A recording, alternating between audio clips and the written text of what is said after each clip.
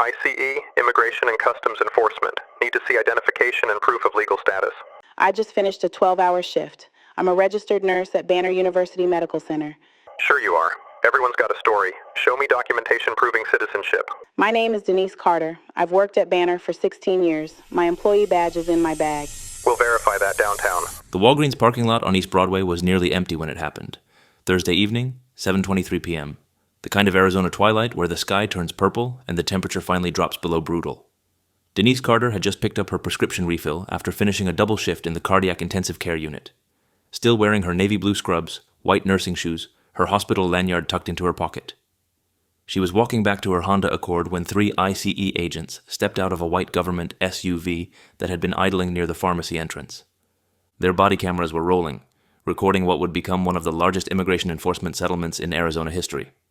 Before we continue, where are you watching from? If this is your first time here, you need to hit that subscribe button. Stories like this don't get told unless we tell them. And your support means these videos reach people who need to see what's really happening out here. Agent Rachel Morrison led the approach. Her partners, Agents Derek Sullivan and Maria Espinoza, flanked wide like they were conducting a tactical operation. Carter saw them coming, read the coordinated movement, the purposeful stride, the way their eyes locked onto her like she was the only person in the parking lot. 3 federal agents, Immigration and Customs Enforcement patches visible on their tactical vests, approaching a woman in scrubs outside a pharmacy. She felt her stomach drop before Morrison opened her mouth. Good evening. Immigration and Customs Enforcement. We're conducting verification operations in this area. I need to see identification and proof of legal status. Morrison's voice carried that particular flat authority, the tone of someone who expected compliance without question. Carter adjusted the pharmacy bag in her hand, made sure her movements were slow and deliberate. 16 years working trauma cases had taught her how quickly situations could escalate. I'm a nurse, Denise Carter. I work at Banner University Medical Center. My hospital ID is in my bag. Everyone has a story. Morrison didn't move, didn't blink.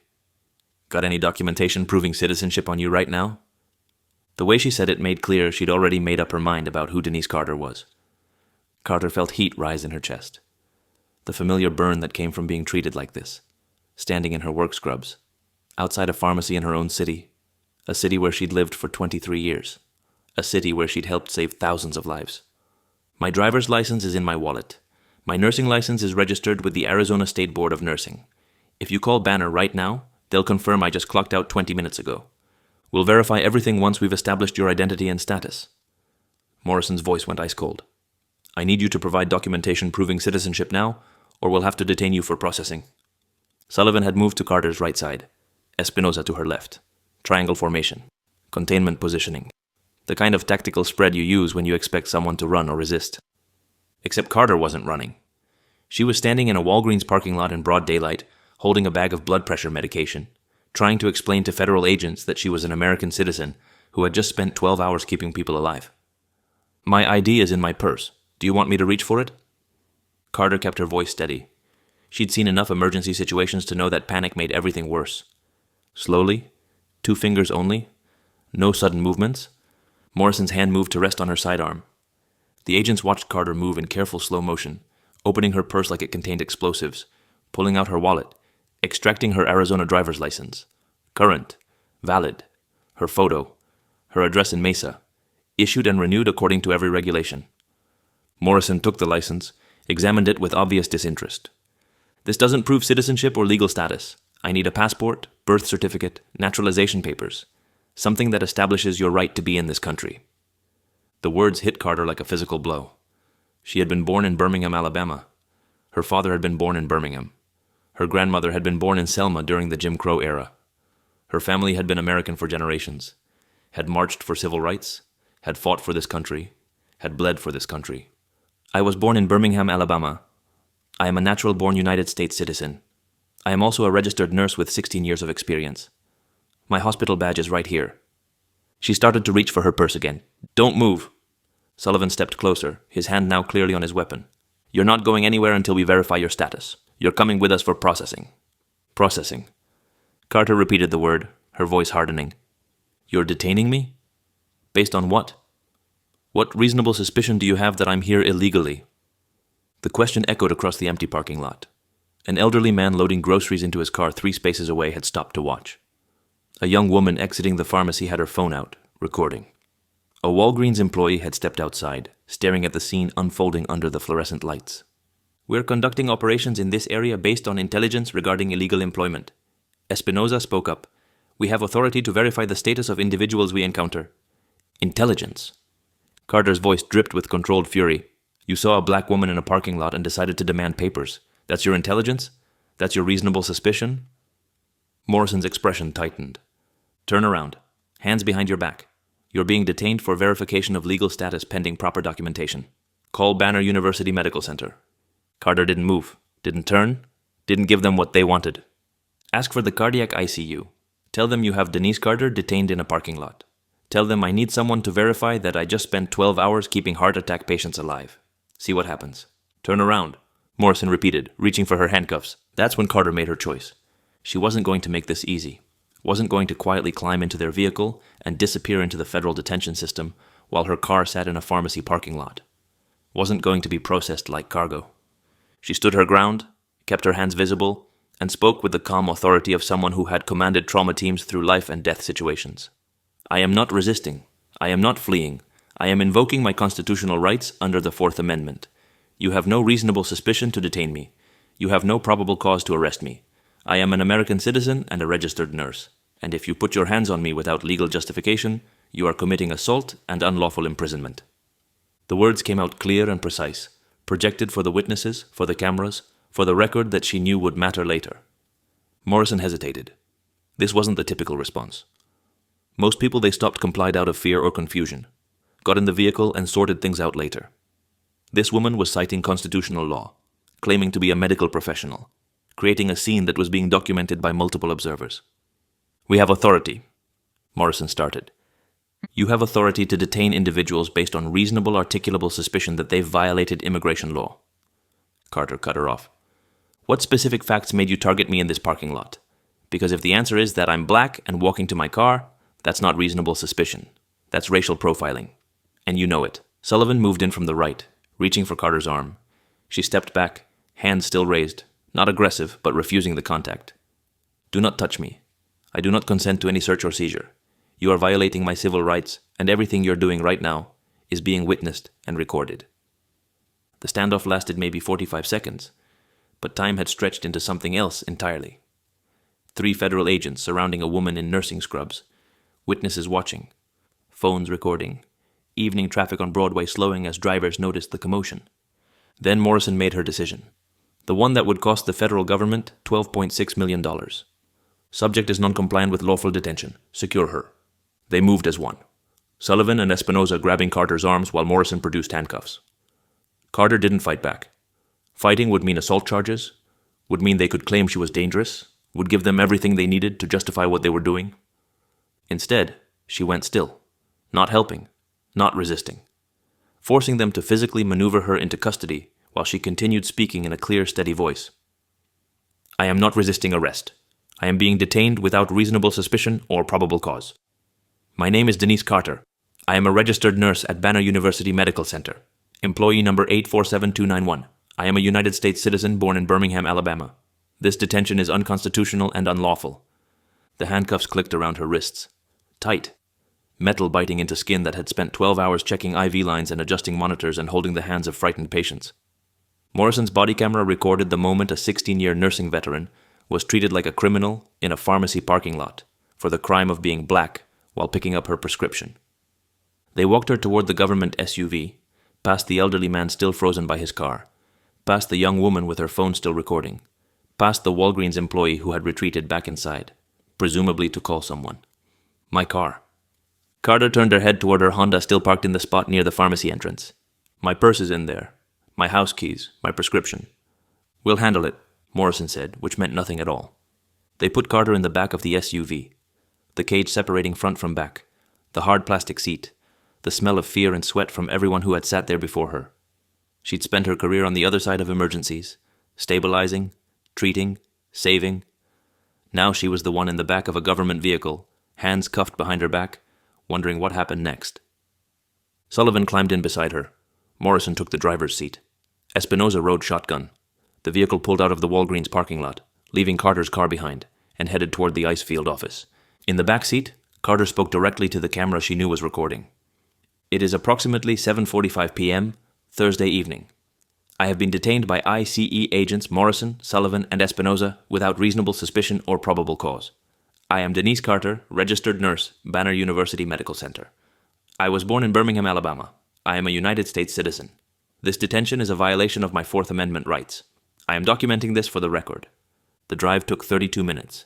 Carter spent them in silence after her statement, controlling her breathing the way she taught cardiac patients to do during stressful moments.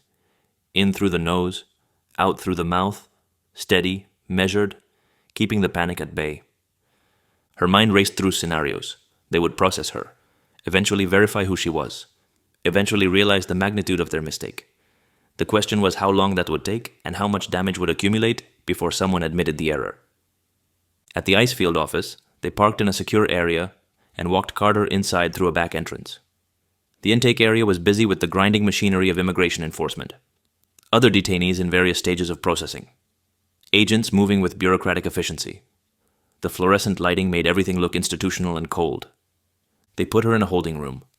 Concrete walls painted industrial gray. A metal bench bolted to the floor. No windows. A single door with a small reinforced glass panel. Someone will process you shortly. Morrison removed the handcuffs. You could end this right now by calling my hospital. Carter rubbed her wrists, looking at the red marks already forming. We verify identity through proper channels. Morrison's face was unreadable. We follow procedure. The door closed. The lock clicked. And Denise Carter, a woman who had spent 16 years saving lives in one of Arizona's busiest cardiac units, sat alone in a federal holding cell. An hour passed. Then 2. Then 3.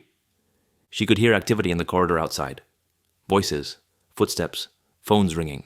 The sounds of an organization going through its routine while she sat on a metal bench, waiting for someone to acknowledge the obvious truth that she had told them from the beginning. She thought about her patients. The ones she'd left stabilized but still critical. The ones she'd be checking on tomorrow during her next shift. The ones who counted on her showing up, knowing their medications, remembering their histories. Would she make it to that shift? Would she still be sitting in this room when it started? She thought about her mother, who had called earlier that week, worried about reports of immigration sweeps in Phoenix. Who had told Denise to carry her birth certificate everywhere? Who had grown up in an Alabama where papers and proof and documentation were tools of oppression, not protection. Should have listened, Mama, Carter whispered to the empty room. At 11:17 p.m., nearly 4 hours after the parking lot stop, the door finally opened. A supervisor entered. Male, Hispanic, ranking insignia visible on his uniform. Behind him, Morrison looking like she wanted to disappear through the floor. Miss Carter. The supervisor's voice was carefully controlled. I'm Supervisory Agent Mendez. There's been a development. We've verified your identity. You mean you finally called Banner and found out I am exactly who I said I was? Carter's voice could have frozen water. 4 hours. I've been sitting in this room for 4 hours because you couldn't make a phone call I asked you to make before you ever put me in handcuffs. Mendez had the decency to look uncomfortable. We followed established verification procedures. You're free to go. We'll arrange transportation back to your vehicle. Established procedures, Carter repeated. Your established procedures detained an American citizen, a registered nurse who just finished a 12-hour shift in the cardiac ICU because she was black in a parking lot. Your procedures ignored her identification, her employee credentials, her constitutional rights, and now you've held her for 4 hours and you're calling it procedures. The silence that followed was heavy with everything that couldn't be said. Everything that admitting would open doors to liability and consequences and accountability. I want copies of all body camera footage, Carter continued, her voice hardening. I want the names and badge numbers of every agent involved in my detention. I want a formal incident report documenting every minute I spent in this facility. And I want to know exactly what reasonable, articulable suspicion led your agents to target me at that Walgreens. Because if the answer is my skin color and nothing else, we both know what that means. You'll receive all documentation required by law. Mendez kept his voice neutral. We apologize for any inconvenience caused during the verification process. Inconvenience. Carter let out a sound that was almost a laugh. You handcuffed me in a parking lot. You transported me in a cage. You held me in a concrete room for 4 hours while my car sat abandoned, and my prescription sat in my purse, and my hospital wondered where I was. And you're calling it an inconvenience. This isn't inconvenience. This is wrongful imprisonment. This is civil rights violation. This is a lawsuit. They drove her back to the Walgreens in a silence so thick it felt suffocating. Her Honda was still there, miraculously not towed, still parked in the same spot. Carter checked her purse. Everything still present. Her prescription bag on the passenger seat where she'd dropped it during the initial stop. She stood in the parking lot for a long moment after the ICE vehicle pulled away, breathing the night air, processing what had just happened. The sky had gone fully dark now. The Walgreens sign glowed red and white against the black. Then she got in her car, drove straight to Banner University Medical Center, and walked into the nursing supervisor's office still wearing the scrubs she'd had on for nearly 16 hours. Denise, what happened? Her supervisor, Patricia Coleman, looked up from her computer. We've been calling you. You were supposed to check in about the Rodriguez transfer, and then you just vanished. Carter told her everything. The parking lot, the agents, the handcuffs, the 4 hours in a holding cell.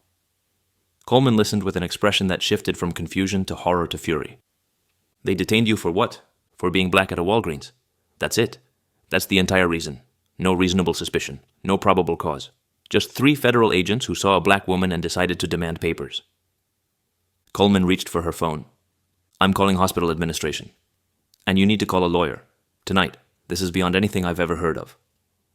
The lawyer Carter hired was James Okonkwo, a civil rights attorney who had spent 20 years suing government agencies for constitutional violations. He listened to her account, reviewed the timeline, and within 48 hours had submitted a FOIA request for all body camera footage and incident documentation. What came back was damning. 3 camera angles showing Carter being approached in a pharmacy parking lot, questioned, detained, and handcuffed while clearly identifying herself as a nurse, providing her employee number, requesting that they verify her identity with her hospital. Audio capturing her repeated assertions of citizenship, her constitutional objections, her requests that they call Banner, and the agent's systematic refusal to do so. Documentation showing that no one attempted to verify her employment or identity for 3 hours and 47 minutes after her detention began. Internal communications showing that the field office supervisor delayed verification procedures because it was a busy night and they were processing a large number of detainees from an earlier operation. Denise Carter versus United States of America, Rachel Morrison, Derek Sullivan, Maria Espinosa. The complaint was 63 pages long. Unlawful detention, false imprisonment, violation of Fourth Amendment rights, racial profiling, deprivation of civil rights under color of law, intentional infliction of emotional distress, negligent infliction of emotional distress. The exhibits attached ran to over 200 pages.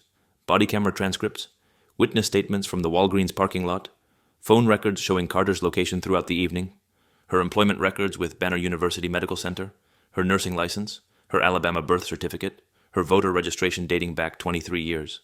An airtight case of wrongful detention built around the simple truth that Denise Carter had done nothing wrong except exist while black in a pharmacy parking lot. The government's first settlement offer came within 3 months. $200,000. Okonkwo sent back a response that was blunt and brief. Number: your agents detained a registered nurse for 4 hours because of the color of her skin. She identified herself. She provided documentation. She asked them to verify her employment. They refused and held her in a cell while her car sat in a parking lot. And her hospital wondered if she was dead. We're going to trial.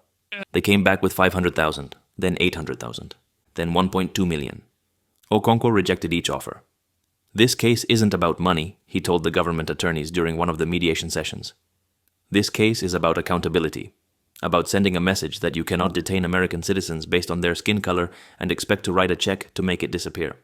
A jury is going to hear what your agents did, and they're going to make you answer for it. The trial began 17 months after the Walgreens incident. The courtroom in downtown Phoenix drew crowds every day. Off-duty nurses wearing their hospital badges in solidarity, civil rights organizations, community members, media outlets from across the country covering what had become a symbol of enforcement overreach and institutional racism.